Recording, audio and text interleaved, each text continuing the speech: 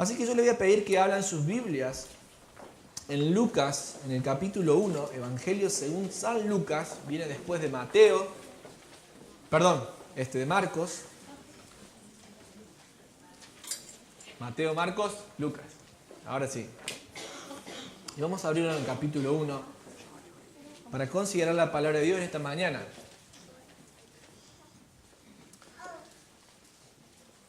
El domingo pasado habíamos estado hablando de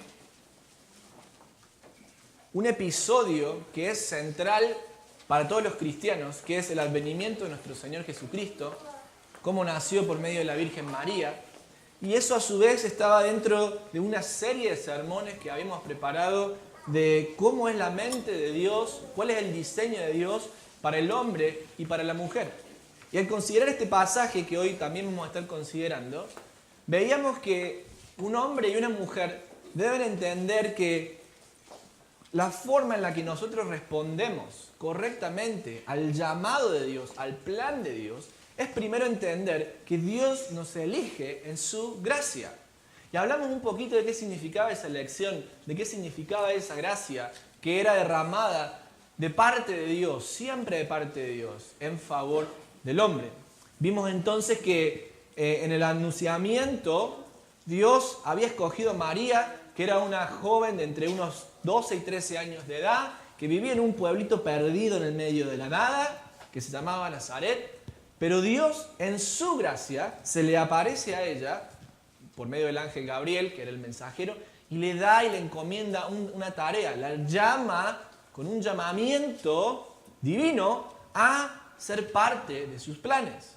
Y vimos también que no hay ninguna actividad del hombre para recibir esto. Vimos que en el caso de María era como una muchachita común y corriente como cualquier otra. Vimos también las diferencias que el autor marcaba con la historia paralela de Zacarías, que era un hombre, era sacerdote y estaba en el templo. María, una jovencita, una mujer que en la época era valorada menos que el hombre, y para colmo en un pueblito perdido en el medio de la nada. Y sin embargo Dios decide elegirle a ella personalmente y encomendarle esa tarea. Vamos a seguir adelante entonces en esos términos para seguir respondiendo esta pregunta que nos hicimos cuando comenzamos a estudiar el pasaje, o mejor dicho, que el pasaje nos hace a nosotros, que es cómo podemos responder correctamente al llamado de Dios que nos invita a ser parte de sus planes. En principio vimos que podemos responder correctamente al llamado de Dios cuando entendemos que somos elegidos por su gracia. Y vimos un poquito acerca de la gracia de Dios. Pero hoy quiero que veamos también que podemos responder correctamente al llamado de Dios cuando respondemos en fe. Dice así la palabra de Dios en San Lucas capítulo 1, y vamos a continuar la lectura desde el verso 35, donde habíamos dejado el domingo pasado. Dice así la palabra de Dios. Podemos tomar incluso un poquito más atrás para tener el contexto para los que no se acuerdan. Versículo 28 dice: y entrando el ángel en donde ella estaba, dijo: salve, muy favorecida. Ya vimos lo que eso significaba. Estaba en voz pasiva, es decir, Dios es el que llena de gracia a María, y no es que María es la fuente de gracia. Salve, muy favorecida, el Señor es contigo, bendita tú entre las mujeres. El versículo 29. Mas ella, cuando le vio, se turbó por sus palabras y pensaba qué salutación, qué saludo sería este. Entonces el ángel, Gabriel, le dijo: María, no temas, porque has hallado gracia delante de Dios. Otra vez, la gracia viene de Dios, no es algo que produce María. Versículo 31. Y ahora concebirás en tu vientre y darás a luz un hijo, y llamarás su nombre Jesús. Este será grande y será llamado Hijo del Altísimo, y el Señor Dios le dará el trono de David, su padre, y reinará sobre la casa de Jacob para siempre, y su reino no tendrá fin. El ángel estaba diciendo todo lo que Dios le había prometido a Abraham, y a su descendencia, en la dispensación de los tiempos, en la economía de los tiempos, se está cumpliendo en este momento mientras yo te estoy dando este encargo. Esto era algo que los antiguos habían querido ver con sus ojos y no pudieron ver, y eso lo encontramos, por ejemplo, en Hebreos en el capítulo 11, cuando nos muestra el autor la fe de Abraham, que aún respondiendo en fe y buscando a Dios, no pudo ver en su tiempo lo que Dios le había prometido. Pero ciertamente llegaba el tiempo del cumplimiento de ese plan salvífico, de esa redención que Dios había preparado desde antes de la fundación del mundo. ¿Y a quién se la da? A María. ¡Qué privilegio! Versículo 33, y reinará sobre la casa de Jacob para siempre, y su reino no tendrá fin. Versículo 34, entonces María dijo al ángel, ¿cómo será esto? Pues no conozco varón, es decir, soy una muchacha virgen, no he tenido ninguna relación con ningún hombre.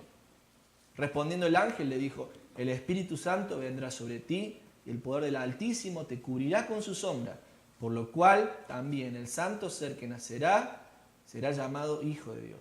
Y he aquí, tu parienta Elizabeth, ella también ha concebido un hijo en su vejez.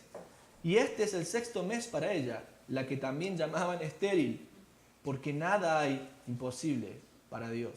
Entonces María dijo, he aquí la sierva del Señor, hágase conmigo conforme a tu palabra. Y el ángel se fue de su presencia.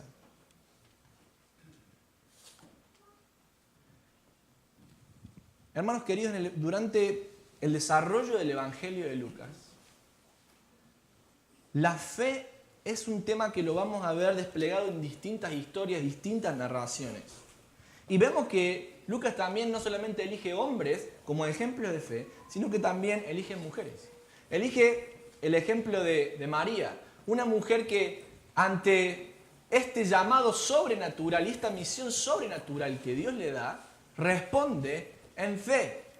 Elige mujeres como la mujer que le lavó los pies al Señor, como una muestra de fe en que el Señor podía perdonar sus pecados. Elige mujeres como la mujer que tocó el manto del Señor para ser sana de su enfermedad. La fe, por lo tanto, para Lucas, en este contexto, tiene que ver con una respuesta de lo que el hombre puede hacer con lo que Dios le está ofreciendo. Es una respuesta que viene en la gracia de Dios, por la gracia de Dios, frente a algo que se me está ofreciendo. Y la fe en el contexto de Lucas es abrazar, apropiar lo que Dios me está diciendo. Es confiar de que sus promesas se van a cumplir. Y saben que esto es muy importante en el contexto de Lucas, porque Lucas le está escribiendo en la década del 60, no digo 1960, sino del año 60 de nuestro Señor Jesucristo, le está escribiendo a una comunidad de cristianos que están bajo la persecución del emperador romano. Ustedes saben que Nerón quemó Roma, la puso en fuego, por eso dicen que estaba un poco privado de sus facultades mentales, vamos a decirlo así. Y entonces cuando quemó toda Roma, ¿qué hizo? Le culpó a los cristianos. Fueron los cristianos. Entonces todos los romanos empezaron a perseguir a los cristianos. Imagínense si usted le queman la casa y de repente vienen y dicen fueron los cristianos los que lo hicieron. La gente se volvería en contra nuestra. Lo que Lucas está tratando de hacer también para comunicar el tema de la fe es darle la esperanza a los cristianos que están leyendo este evangelio en medio de la persecución. ¿De qué? Que Dios cumple sus promesas. Dios cumple sus promesas. Lo que le había prometido a Abraham, lo que le había prometido al pueblo de Dios mientras iban de camino a la tierra prometida, el pacto que Dios había hecho con David, de que ese Mesías un día se iba a sentar en el trono, se empezaba a cumplir en la persona de Cristo Jesús. Lo que Lucas le quiere decir a su audiencia es, señores, no desmayen porque Dios cumple sus promesas. ¿Y qué clase de Dios tenemos? Es un Dios que es sobrenatural.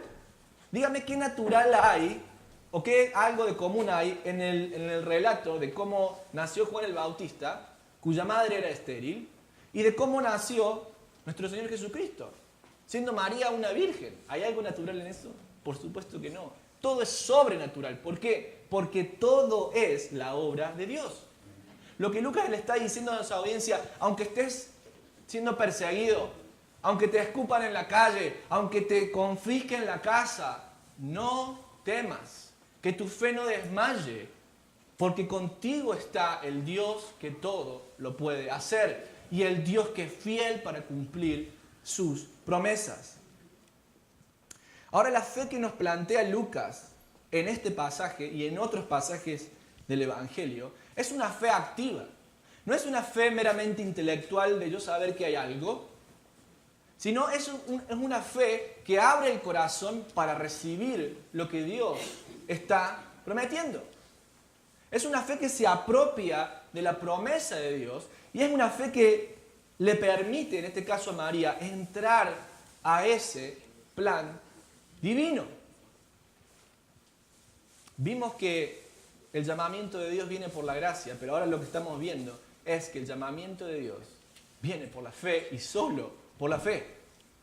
¿Está María haciendo algún tipo de obras caritativas y de piedad para lograr tener este llamamiento de Dios y entrar al plan de Dios? Por supuesto que no.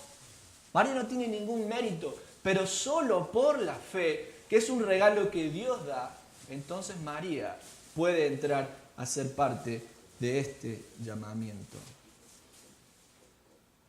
Ahora Lucas hace un contraste muy grande entre María y Zacarías. Porque María cree, y si ustedes después leen el versículo 45 más adelante, van a ver que Elizabeth, que es su pariente, cuando se encuentra con ella dice, bendita tú eres porque tú creíste al anuncio. Y si leemos la historia de Zacarías, el ángel Gabriel le dice a Zacarías, por cuanto no creíste, quedarás mudo. Entonces Lucas también nos está mostrando este contraste. ¿Qué pasa con la persona que cree, que acepta y recibe? ¿Y qué pasa con la persona que no? Ahora, hermanos,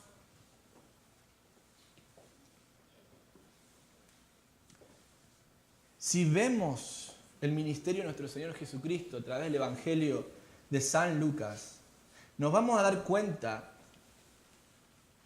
que la fe es esencial para no solamente conocer a Dios, sino también experimentar su poder sobrenatural. Es necesario. Y a través de todos los milagros que Jesucristo hacía, era necesaria la fe. ¿Para qué? Para que la persona a quien Dios quería entregarle ese regalo pudiera ser recibida. La fe no es una fe pasiva, es una fe activa. Está abrazando lo que Dios nos ofrece. Darrell Bock, que es un escritor que sabe muchísimo de Lucas, dice, es el reconocimiento que Dios, a través de Jesús, ha lidiado con los efectos del pecado y que solo Dios puede proveer lo que es necesario para revertir la presencia del pecado y erradicar su penalidad. Otro principio de la fe, de acuerdo a cómo Lucas lo marca, es que la fe es el reconocimiento de que Dios tiene algo que yo no tengo y que Dios puede proveerme algo que yo necesito. Por eso es que la fe comienza primero por reconocer quién soy yo y aceptar que por mis propios medios, por mis propios recursos y fortalezas, no puedo obtener jamás aquello que tanto ansío. La fe es reconocer de que estoy desesperado, estoy perdido, pero que hay un Dios que me está ofreciendo justo lo que necesito. Esta es la palabra fe que Lucas va a utilizar en su evangelio. ¿Y cómo será tan importante la fe?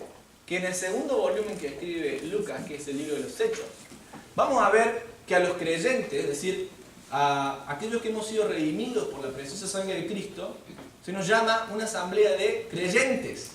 ¿Creyentes por qué? Porque tenemos fe en nuestro Señor. No solamente el que está para nosotros, sino las promesas que Él tiene para nosotros, en lo que Él ha dicho. Y creemos en Él. Y fíjense además, hermanos, que la fe en la mente de Lucas también está determinada por un acto que viene única y exclusivamente de Dios. Cuando vamos a Hechos en el capítulo 13, vamos a ver que a los creyentes que creían eran añadidos a la iglesia, y dice la palabra, de acuerdo a lo ordenado por Dios. Dios había ordenado a aquellos que iban a creer. Por lo tanto, la fe es un don que viene de Dios. Déjenme poner un ejemplo de qué sería la fe para Lucas en nuestro contexto de hoy. Cuando son como las 12:30 del mediodía, y como dirían algunos, hace hambre, tenemos hambre, mi esposa por ahí me manda un mensaje de texto, ¿qué querés para comer? Entonces me dice, voy a hacer unas milanesas. La milanesa es como una carne que está rebozada en pan, muy, muy común para los argentinos. Que yo creí que era argentina, pero no lo es. Yo creí que era argentina la milanesa, pero no es. ¿Cuándo fue? Cuando conocí a mis amigos italianos, que me dijeron, la milanesa, Argentina. Ah, no, más que Argentina. La milanesa, Milano. Milanesa, Milano. Y tenía razón, la milanesa surge de la región de Milán, de Milano, en Italia. El punto es que es un platillo para mí delicioso. Entonces cuando mi esposa me dice, te voy a hacer milanesas, yo creo que ella lo va a hacer. Y ya me estoy imaginando la milanesa, y salgo corriendo de la oficina, y tomo el carro, la llave del carro, y voy manejando, ¿verdad?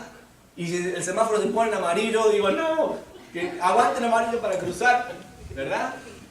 Y cuando llego a casa, yo ya estoy saboreando esa milanesa en mi mente. ¿Por qué? Porque tengo la confianza, aunque yo no vea la milanesa, y aunque yo todavía no la tenga en mis manos, creo que lo que mi esposa me dice es la verdad, y creo que lo va a cumplir. Y cuando abro la puerta de casa, ese aroma de la milanesa. Y ya la puedo sentir, todavía no la veo, pero la huelo, la siento. Siento el calorcito del horno que se prendió, y cuando abro la puerta, ahí la veo a mi esposa, a mi nena y la milanesa. Y después me la como y le disfruto. El punto es, hermanos, que si, como dice Hebreos capítulo 11, es pues la fe, ¿qué es la fe? De lo que se espera, la convicción de lo que no se ve. Es decir, nosotros aunque no veamos, nosotros ya estamos viviendo esa realidad que Dios nos dio, aunque no la veamos con nuestros propios ojos. Y el apóstol Pablo también nos indica que nosotros no caminamos por vista, sino por fe. Y cuando yo quiero vivir mi vida cristiana con la certeza de lo que puedo ver, lo que puedo tocar, lo que puedo palpar, entonces estoy dejando de vivir mi vida por la fe. Vivir en la fe y por la fe es creer que lo que Dios tiene preparado para mí lo va a cumplir. Es creer y vivir sabiendo de que si Dios nos prometió redención de pecados, lo cumplió. Entonces, ¿por qué pecamos? ¿Por qué vivimos como si eso no hubiera pasado en nuestra vida? Cuando el Señor nos dice que va a estar todos los días con nosotros hasta el fin del mundo, ¿por qué nos desesperamos? ¿Por qué nos desesperamos ante las tribulaciones del día a día? Cuando el Señor nos dice en su palabra que Él va a volver, mis queridos hermanos, ¿creemos que eso va a ser cierto? ¿Que eso es cierto? ¿Sabe qué? Si realmente lo creyéramos, nuestras vidas cambiarían. Juan dice en su carta, el que espera la venida del Señor, en su corazón se purifica. ¿Por qué? Porque estamos diciendo que el Señor ya viene en camino. Por lo tanto, vivo mi vida conforme a esa promesa.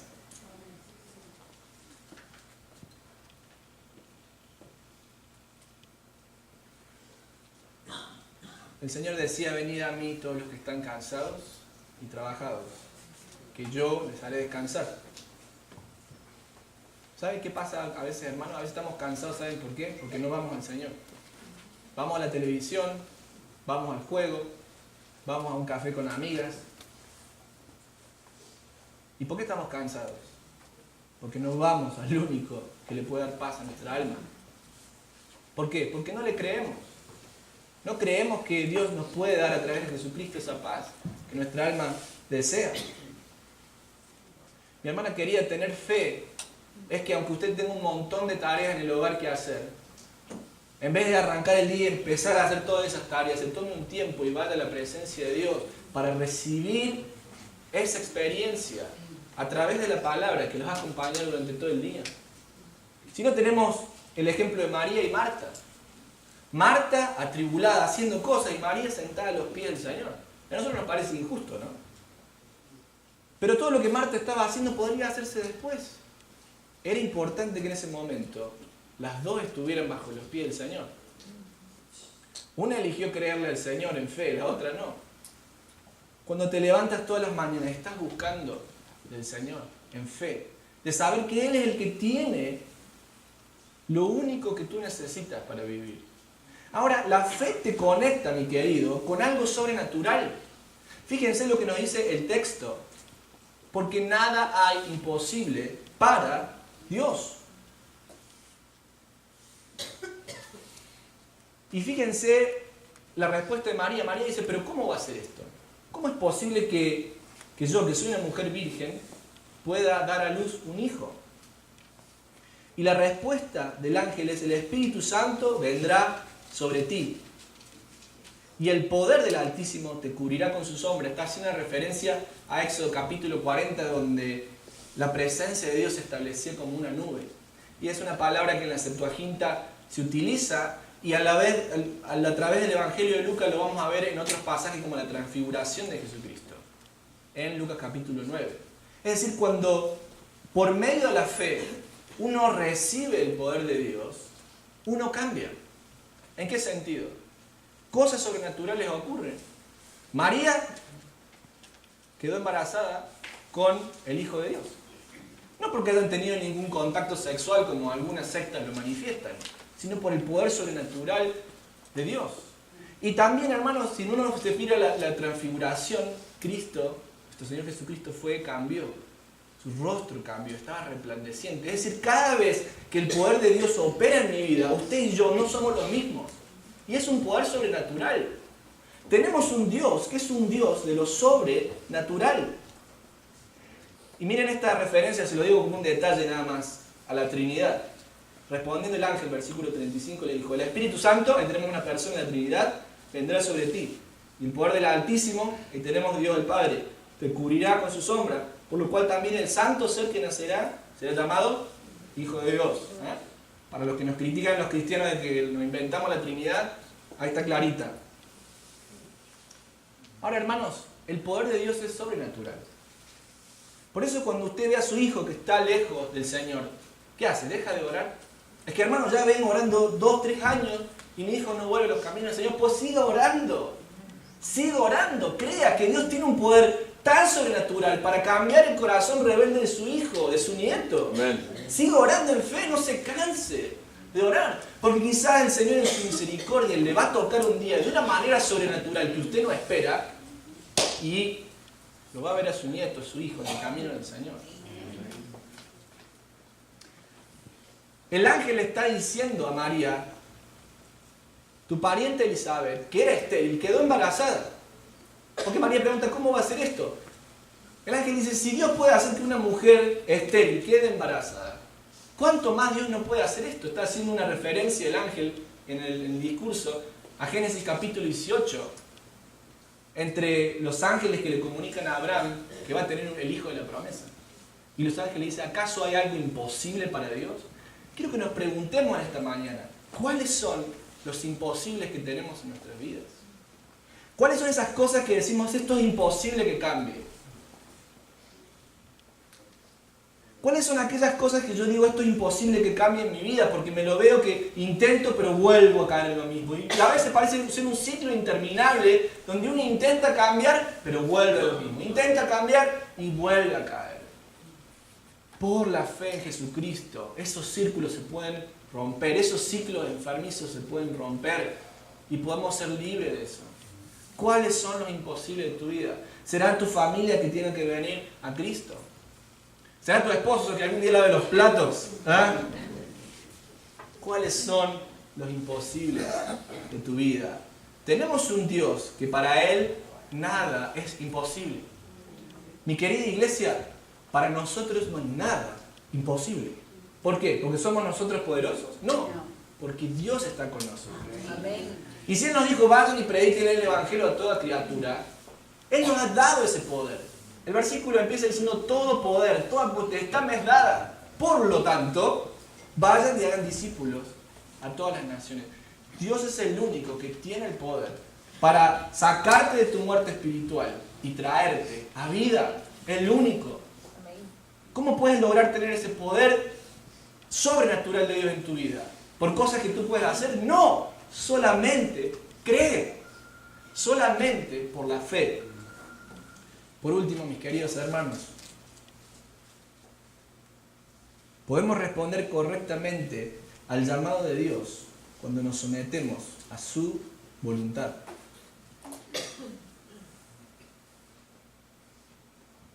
La comparación aquí es entre rendir nuestra voluntad o resistir a Dios. ¿Cuál es la respuesta que nos da María al ángel? El ángel en el versículo 37 dice: porque nada hay imposible para Dios. Entonces María dijo: he aquí la sierva del Señor, hágase conmigo conforme a tu palabra. Muchas veces nos frustramos porque nosotros creemos que la fe y el poder sobrenatural de Dios están a mi servicio y están dispuestos para mi beneficio personal. Entonces a veces oro egoístamente pidiéndole a Dios cosas que son para mí y no cosas que son de acuerdo a la voluntad de Dios. Y por supuesto que Dios no me las da. Y nos frustramos. Hay predicadores en esta era que predican diciendo: usted pídale a Dios tener más dinero, más fortuna, tener más felicidad. Y parece que Dios se empieza a convertir en una suerte de genio de la lámpara, que uno lo puede frotar cuando hay un problema y sale y le concede 3 deseos.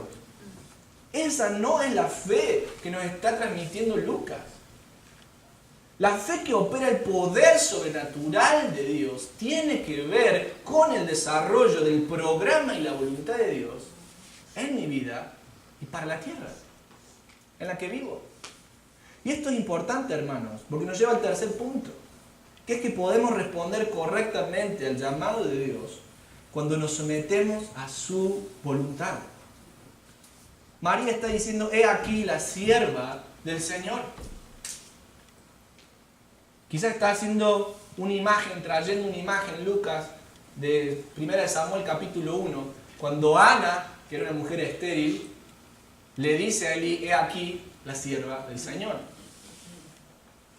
Y está mostrando ese paralelo, e incluso está mostrando también el paralelo entre María y Sara.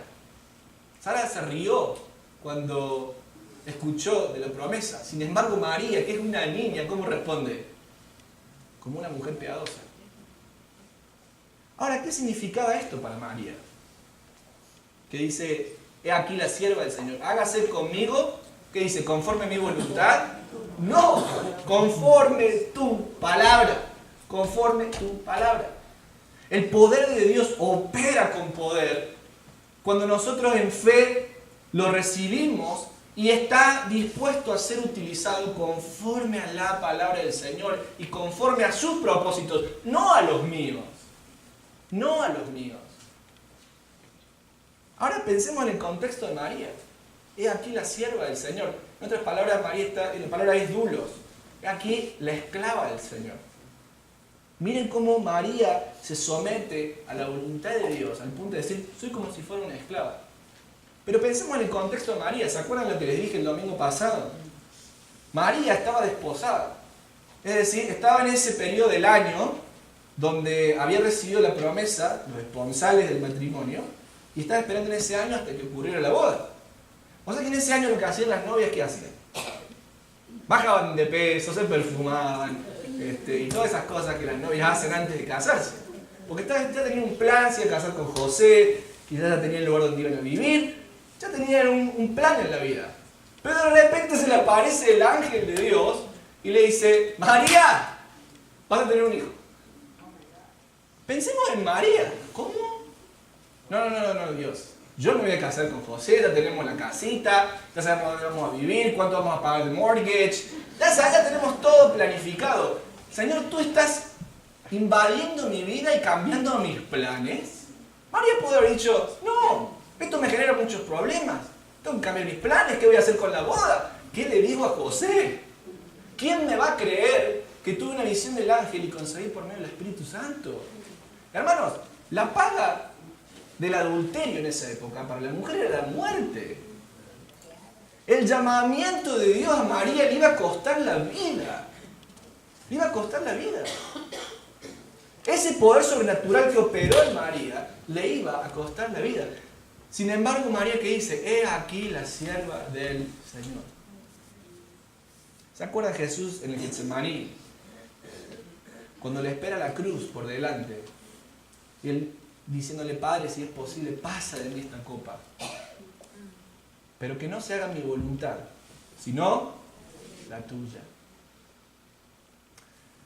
Hermanos, respondemos correctamente al llamado de Dios cuando entendemos que es una elección que Dios hace en su gracia, pero que solamente es posible tomarla por medio de la fe. Pero es una fe que nos lleva indefectiblemente a someternos bajo el señorío de Cristo. Dios no es el genio de una lámpara que está ahí para concederle deseos personales a ustedes. Un autor que se llama Thomas John Ford escribe en su libro Who Cares When the Saints Come Marching In. No me acuerdo con las cosas que dice, pero me gustó esta frase que él tiene. Él dice, tengo un entrenador personal en el gimnasio, mi médico personal, mi contador personal. Todos ellos trabajan para mí y yo les pago. ¿En qué sentido entonces es Jesús mi Salvador personal? Hermanos, cuando decimos que Jesús es nuestro Salvador personal, no significa que Jesús está al servicio de usted como su contador, su médico, su personal trainer. Que cuando usted tiene un problema, ora y Jesús se lo soluciona y usted sigue su vida como nada. No, ese no es el mensaje del Evangelio. El mensaje del Evangelio es que nosotros creamos en Cristo Jesús, nos arrepintamos de nuestros pecados y pasemos a ser parte de sus siervos. Nosotros somos los siervos, Él es el amo. Nosotros nos humillamos, Él es exaltado. Nuestra voluntad se extingue y la voluntad de Cristo empieza a nacer en nuestras vidas. Jesús dijo, todo aquel que quiere seguirme, niéguese a sí mismo, tome su cruz y sígame. El apóstol Pablo, cuando le escribe a los Gálatas en el capítulo 2, en el verso 20, dice, con Cristo estoy juntamente crucificado. Y ya no vivo yo, mas Cristo vive en mí. Y lo que ahora vivo en este mundo, en la carne, no lo vivo para mí. Lo vivo en la fe del Hijo de Dios, el cual me amó y se entregó a sí mismo por mí. Hermanos queridos, muchas veces nos acercamos al Señor y no entendemos que es la voluntad de Él la que tiene que primar por sobre la mía. Otra cosa que nos dice el pasaje, hermanos, es que el llamamiento que Dios nos hace a estar sujetos en su voluntad nos va a costar. Hay un precio que usted y yo tenemos que pagar. ¿Cuál es? De que Dios va a cambiar la agenda de mi vida. De que Dios me va a mandar por lugares que yo no pensaba. De que Dios va a decir, ahora tu schedule, tu agenda, no va a ser de esta forma, va a ser de esta otra. Cuando nosotros estamos dispuestos a entender que es por la gracia de Dios, que es a través de la fe y que es Jesucristo nuestro Señor y nosotros, sus siervos, entonces es cuando entramos en ese plan de Dios y nuestras vidas se empiezan a experimentar un poder sobrenatural que no está a mi beneficio y a mi favor, está en beneficio de aquel que me amó y murió por mí. Está en el beneficio de avanzar el reino y yo solamente soy un siervo. Este es el verdadero evangelio. Y es un evangelio por el cual vale la pena vivir y por el cual también vale la pena morir. Cuando nosotros pensamos en que Dios nos llama a sus planes y pensamos en que podemos responder correctamente cuando nos sujetamos a la voluntad de Dios, yo quiero hacerte esta pregunta. ¿Cuántas de tus peticiones a Dios terminan diciendo, pero que no se haga mi voluntad, sino la tuya? Cuando usted ora, y le pide cosas a Dios. No estoy diciendo que esté mal, pídale cosas a Dios. Pero ¿cuántas de esas oraciones que hacemos terminan con la frase, pero Señor, que no se haga mi voluntad, que se haga la tuya? Señor, si usted no quiere que yo vaya a esta universidad, ciérreme la puerta, que vaya a otra. Señor, si usted no quiere que encare este negocio, cierre la puerta. ¿Cuál es tu voluntad, Señor? Que se haga tu voluntad y no la mía. Hermanos, esto es muy importante para la sociedad en la que vivimos, que es una sociedad egocéntrica. Una sociedad de lo personal, de lo individual, donde yo soy el rey. Y cuando voy en el Viernes Negro a comprar algo, puedo comprarme algo súper caro por un precio de nada. Y si yo me quejo, todo el mundo está ahí para mí. No es así el cristianismo. Jesús no va a estar como si fuera el vendedor de Target que quiere estar ahí para nosotros en lo que nos haga falta. Es al revés. Nosotros tenemos que estar en servicio y sujeción al Señor. Ahora, hermanas, sujetarse a la palabra de Dios, hermanas y hermanos, tiene que ver también con cuánto de lo que Dios dice en su palabra estoy viviendo, cuánto aplico de lo que Dios dice en su palabra. Cuando veo que una conducta mía está en contra de lo que dice la palabra, ¿qué hago? ¿Resisto y digo, bueno, no, en realidad eso lo voy a olvidar? ¿O conformo mi vida de acuerdo a los mandamientos del Señor? ¿Cuánto tiempo pasas leyendo la palabra? Te diré entonces cuánto tiempo te sometes a la voluntad del Señor. Y la gente dice, bueno, pero yo quiero saber cuál es la voluntad de Dios para mi vida, como si fuera una cosa mística que nadie puede saber. Hermanos, todo lo que el Señor quiere que nosotros sepamos está aquí en su palabra. No es solamente necesaria, sino que es suficiente. Todo el consejo de Dios está aquí. Si tanto nos interesa saber la voluntad de Dios, mi pregunta es, ¿cuánto tiempo pasamos nosotros descubriendo el consejo de Dios? Y aplicándolo en el día a día.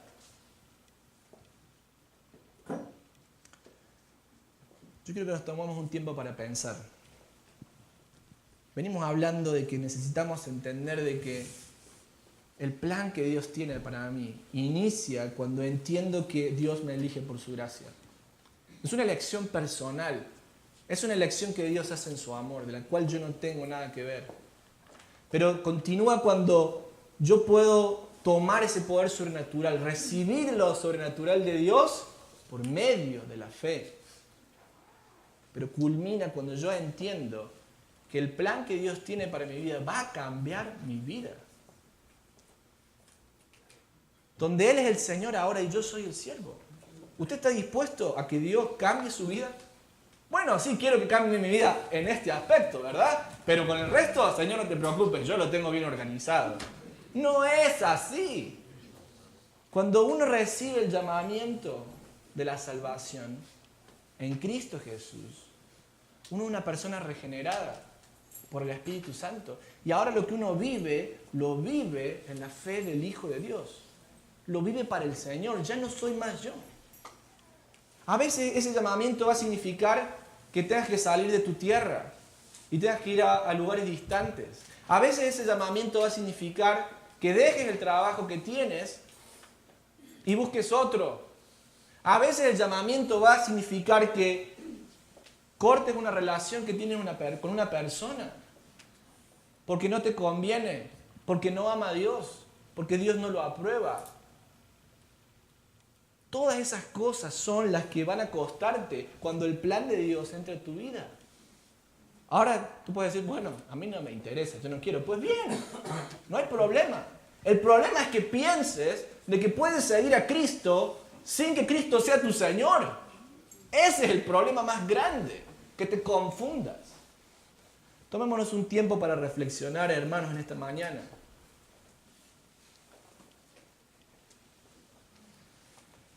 Dios quiere hacer cosas sobrenaturales con tu vida y en mi vida.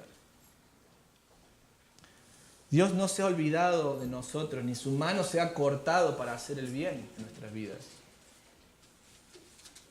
¿Por qué no te animas a recibir por medio de la fe ese poder sobrenatural de Dios? Y estar dispuesto a ponerte bajo la voluntad de Dios, en sumisión a la voluntad de Dios en esta mañana. Tendrás que decirle, Señor, perdóname, quizás. Porque sigo sentado en el trono de mi vida, diagramando cómo quiero las cosas. Y no permito que tu llamado y tu voluntad cambien esas cosas. Quizás te sientes que no eres lo suficientemente bueno para alcanzar lo que Dios tiene para ti. Pero déjame decirte algo en esta mañana. Jesús dijo, no he venido al mundo a llamar a justos al arrepentimiento, sino pecadores. El Señor quiere perdonar tus pecados hoy. Reconoce que estás en rebelión con Dios. Y pon tu fe en Cristo Jesús, quien tomó el lugar de la paga de tus pecados por ti en la cruz del Calvario. Entiende que es por la gracia de Dios y que no hay forma de que tú puedas alcanzar esa salvación por tus propias obras. Es solamente la gracia de Dios. ¿Estás dispuesto a recibir este llamado? Y quizás Dios te está llamando en esta mañana. ¿Por qué no le dices al Señor en esta mañana, he aquí la sierva del Señor, hágase conforme a tu palabra? Mi querido caballero, ¿por qué no le dices al Señor, he aquí el siervo de Dios, hágase conforme a tu palabra?